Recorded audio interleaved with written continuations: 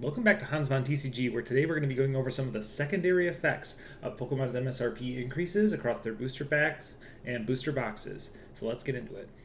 So here, if you haven't heard, if you're in the Pokemon community or just coming into the Pokemon community, there's going to be a increase in prices going from the Sword and Shield era to the Scarlet and Violet era.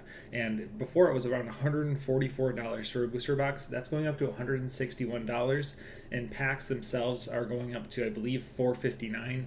I'll double check that for you, but they are getting some upgrades to the cards. You're getting one more pack in Elite Trainer boxes. You're getting a guaranteed holo in every pack, and also they're standardizing it with the Japanese cards. So if you see here that we have the silver borders on, these are just some of the examples of the new Scarlet and Violet cards that are coming out in the new collection boxes, the Paldea collection boxes.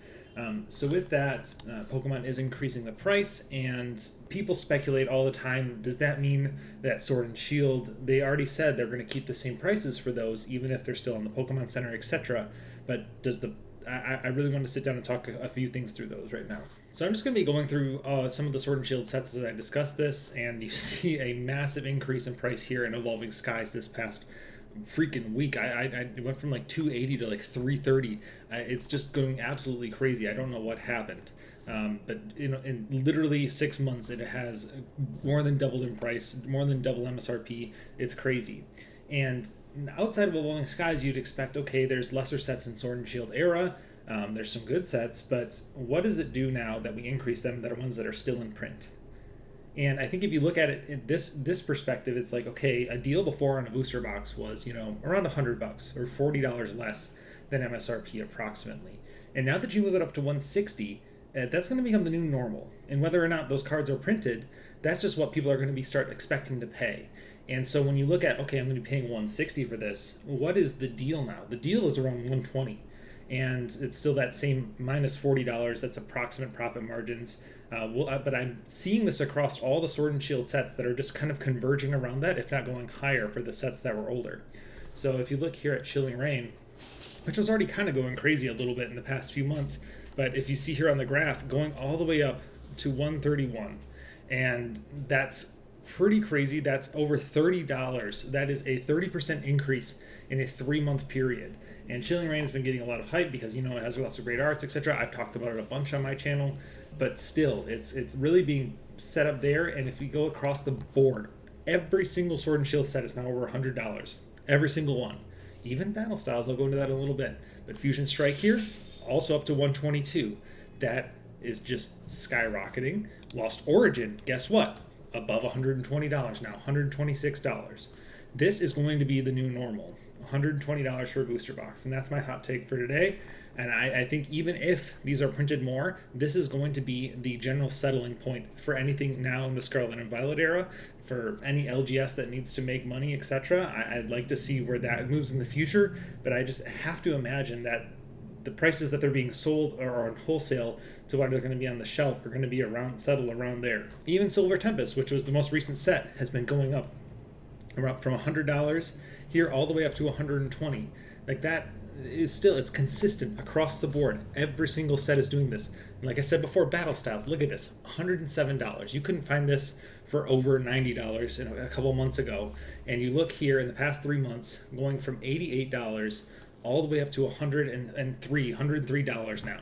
That, from a set that was bouncing around like below 90s for like a long time, and just have that certain sudden spike now that Scarlet and Violet's out, I think there's a correlation across all of these that we need to pay attention to and understand what is the new normal. Because I really think 120 is the new normal that we're going to be seeing. That is going to be coupled with the fact that Pokemon is not incentivized to reprint any of these things. So when you're looking at the end of the Sword and Shield era, of the Lost Origins, of the Silver Tempests, even Evolving Skies, I guess, technically falls into that as well. The drastic doubling of price from the 156 all the way up to the 325. That is just absolutely crazy.